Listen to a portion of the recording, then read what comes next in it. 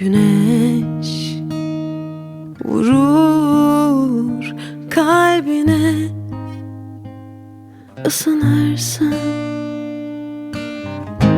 Oralara giderken, yalnız düşerken yollara,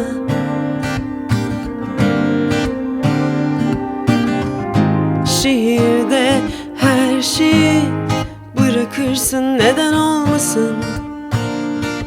Hadi kalk, kafanı toplarsın. Bu yol sana iyi gelecek, bu yol sana iyi gelecek. Unutturacak üzüldün ne varsa. Bu yol sana iyi gelecek, bu yol sana iyi gelecek. Takıldın ne varsa.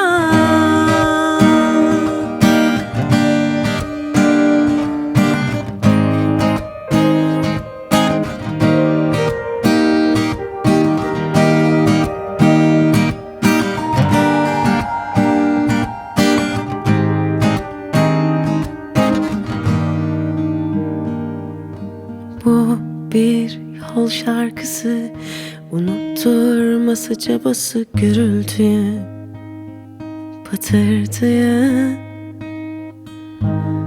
Deniz görünmeye başladıysa eğer, dilek tutma zamanı. Çek içine denizi.